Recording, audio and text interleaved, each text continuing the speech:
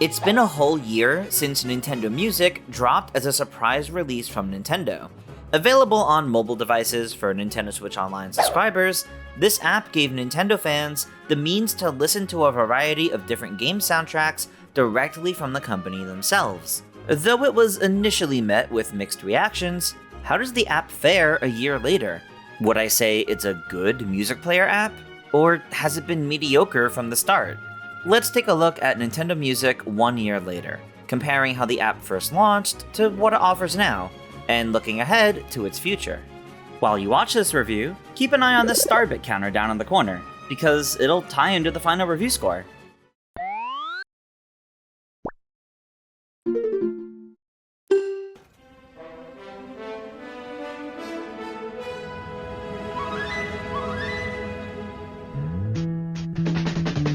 When Nintendo Music first launched on October 31st of 2024, it had 23 soundtracks available, one of which was only made available a few hours after the initial drop. These spanned iconic classic soundtracks like Legend of Zelda: Ocarina of Time, Donkey Kong Country, and Super Mario Galaxy, as well as Switch-era soundtracks like Mario Kart 8 Deluxe and its Booster Course Pass, The Legend of Zelda: Breath of the Wild, Pokémon Scarlet and Violet, Super Mario Bros. Wonder, and more. 23 isn't a particularly big number to start with, but there were some great picks for the start of the app. One of the big special features marketed right away was the Extend feature, allowing most songs to loop and be extended for longer periods of time, like 15, 30, or even 60 minutes. As someone who often listens to extended soundtracks on YouTube, this was big, and a feature that immediately sold me on the app. Each soundtrack, even the smaller ones, also has its own dedicated playlist. With few exceptions, nearly every soundtrack release has a playlist for top tracks, the curated best hits of the game essentially, and the all tracks to list out every track in the game. There's also the Extended Playback Collection, which is a curated playlist of tracks from that specific OST that support the Extend feature. Beyond those, many soundtracks also have a related playlist section, where playlists tied to characters that appear in that game show up. These curated character playlists feature songs from various appearances of the character, and some have gotten pretty lengthy over time. But there are definitely some that feel a bit questionable. Why is there a whole playlist dedicated to Chauncey from Luigi's Mansion? Well, that would be because there are multiple songs tied to Chauncey in the game. Yeah, it could be pretty silly at times, but the logic is there. Frankly, the amount of curated playlists on the app is pretty surprising, especially since every new soundtrack added means a series of new playlists as well, on top of updating a good variety of existing ones. New Mario soundtrack? Make sure to update Peach and Bowser's playlists. New Zelda soundtrack? A whole bunch of new character-specific playlists dropped with it. And that's not even to mention specially curated playlists such as Nintendo Music Top Tracks, which picks top tracks from across every soundtrack on the app, and has gotten so big that it would take you well over the entire length of days before the moon falls in Majora's Mask to listen to it all. Of course, beyond the curated playlist, you can always make your own, though admittedly, I haven't made all too many yet, and have preferred to use the curated ones offered by the app. Sure, I've got my playlist for every Zelda song ever from across the series, which I update every time a new Zelda OST ends up on the app. And while working on this very video, I've been listening to one I put together called Chill Mario Hubs, which, you guessed it, are a bunch of Mario Hub and level themes that are fairly chill and make for good background music. Set each song to extend for 10 minutes and shuffle that playlist, and I've got a great selection of chill tunes to help me focus on writing the script for this video. Every week, a new soundtrack is added to the app. There are occasional times where we see more than one a week, or an update at an irregular time, but for the most part, soundtrack updates are Monday nights here in the US. At least for me, it's been a fun tradition for the past year to await the weekly update and speculate what soundtrack will drop, especially during my weekly Monday streams. At first, we had a baseline to go off of. The launch trailer for Nintendo Music listed a bunch of soundtracks coming in the near future, so surely those would drop before too long, right? Well, all of those were on the app by January, with no roadmap or indication of what the future would look like, beyond the existence of the regular weekly updates. For the first 6 or so months since the app launched, playing this speculation game was like Russian roulette. You could try to spy some sort of trend and make a prediction for what would get added to the app, but then get blindsided by a simple NES soundtrack of barely 10 tunes. Or you could try to predict that happening again, and suddenly get a bulky modern soundtrack added. Frankly, it was strange.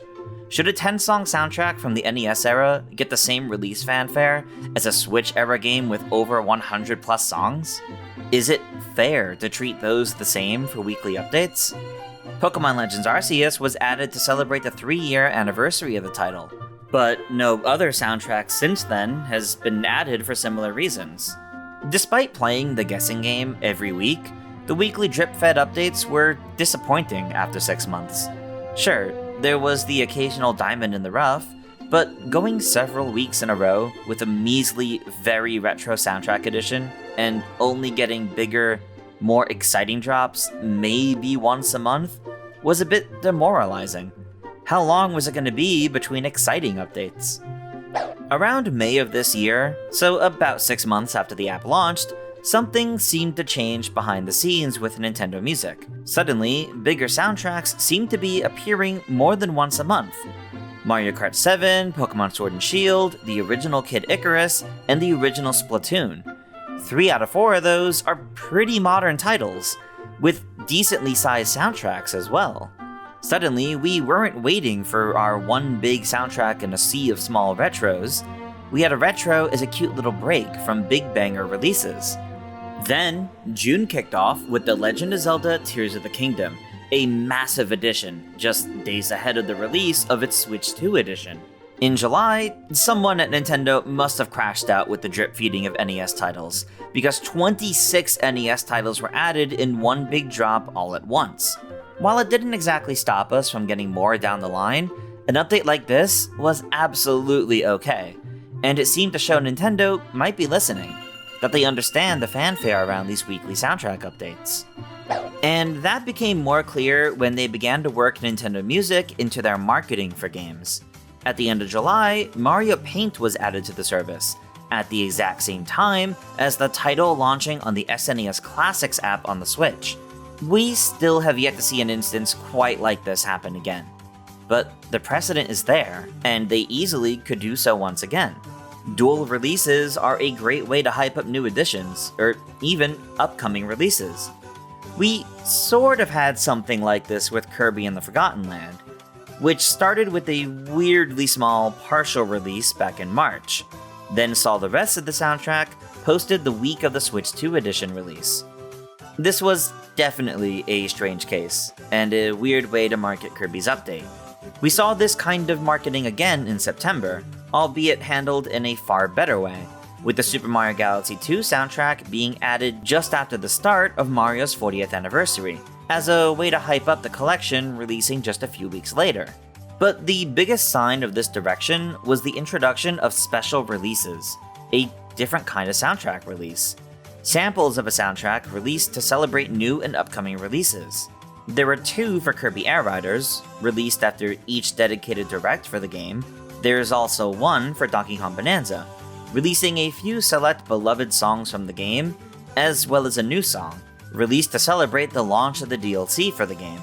While this has only happened a few times, I love the idea of these special releases tying into marketing for the games, and I hope to see it utilized far more in the future.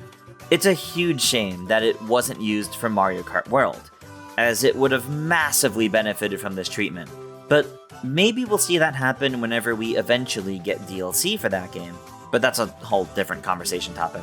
For whatever reason, it seems we can't simply get a full soundtrack put on Nintendo Music shortly after a game releases. At least, that's how it's been thus far. For the most part, soundtracks added to the app are at least a year old. Maybe this is for some sort of contractual or music licensing reason, I don't really know. I suspect this is why we haven't gotten full soundtrack releases for any title on the Switch 2. And as of making this video, the shortest time between a game releasing and its soundtrack appearing on the app is roughly 1 year.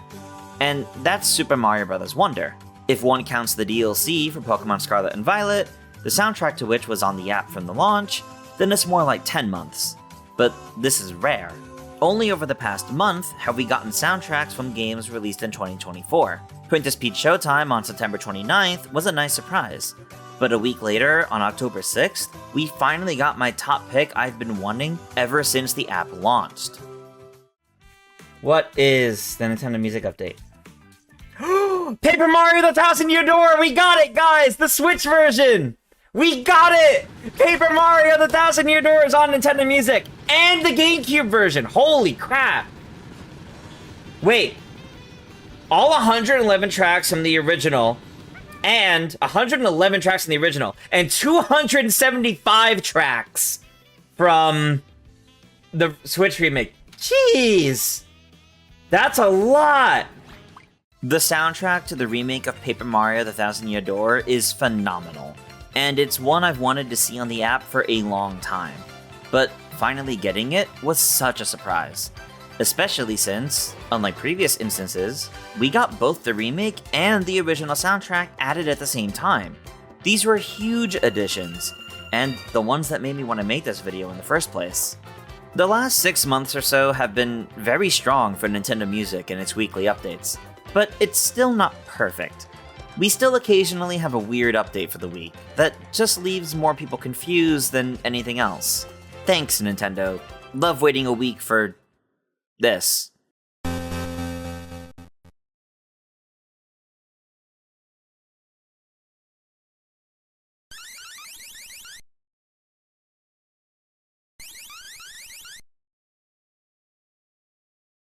What a banger. All of this begs a big question though. Is this drip feed rollout of soundtracks okay? Honestly, I'm still mixed about it. At first, it was definitely a slog, and disappointing when the only weekly update was just an NES game. But now, I find myself looking forward to the regular updates. Maybe it's because there was a clear shift in the quality of the content being put out, or because they started integrating the app into their marketing cycles, or perhaps the biggest reason, because sometimes we do get more than just one soundtrack per week. But with the massive library of Nintendo's music across the company's entire history, we should definitely be getting more than just one regular update a week. Surely, at least twice a week would feel better balanced, no? Speaking of balance, one area I've yet to mention thus far is the quality of the music and audio itself. Frankly, I'm no audiophile. I'm not well versed in the quality of different file types, recordings, and music uploads. So I can't really speak to the exact quality of the music here, nor would it feel in good faith to make some sort of critical analysis of that, when I wouldn't know the first thing I'm talking about. But I can say I like it, and enjoy regularly listening to it. There are definitely a few particular instances of wishing we had all variants to different songs, such as the elephant version of level themes in Mario Wonder being separate instead of part of the level theme as a medley, or having the final lap themes to any Mario Kart soundtrack, or a version of the Luigi's Mansion theme that doesn't have Luigi's vocals. But I wouldn't say any soundtrack on here is bad quality, no. I'm pretty casual with music, but I love game soundtracks, and they're most of what I listen to. At the very least, I do wish the volume between different soundtracks and albums was better balanced. Some entire soundtracks feel pretty quiet compared to others, meaning in a bigger varied playlist pulling from different games, I'm messing with the volume quite a bit. Sure, there's a setting for this, but I found it doesn't help as much as perhaps they wanted it to. Also, Nintendo, please include proper credits for composers and more for all of your music. I would love to be able to not only know who made the music, but to be able to click on them and see every soundtrack they contributed to. As we enter the second year of Nintendo Music, I think this year, and the future of the app in general, is gonna look different than its first. We may see more dual releases and updates tying into marketing cycles of games. As they run out of NES and classic Game Boy titles to add, we may see more and more notable, sizable soundtracks added to the service. I would love to see more titles from the Wii and GameCube eras show up on here soon. Maybe we'll see new collections and curated playlists pop up. Maybe eventually we'll even get a web version of the app, like Spotify has.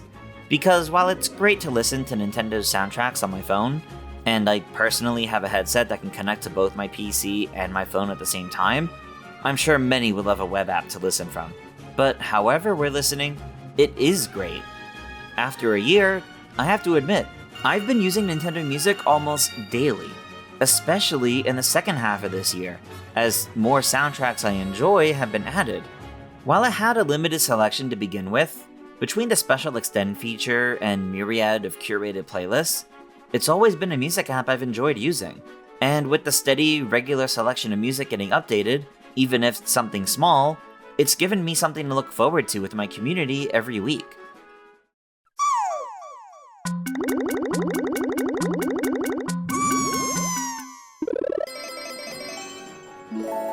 After a year, Nintendo Music has become a great music app, and I eagerly look forward to its future as more and more soundtracks get added, especially personal favorites.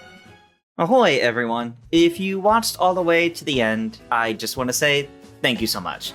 This is my first review-styled video here on my channel, and I figured something simpler like Nintendo Music would be a good place to start and introduce all of the new graphics and my review system here.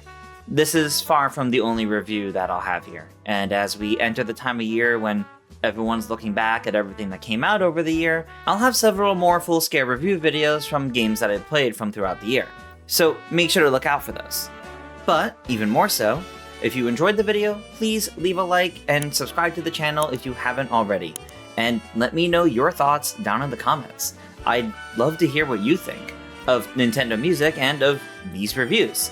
But until next time, farewell everyone, and take care.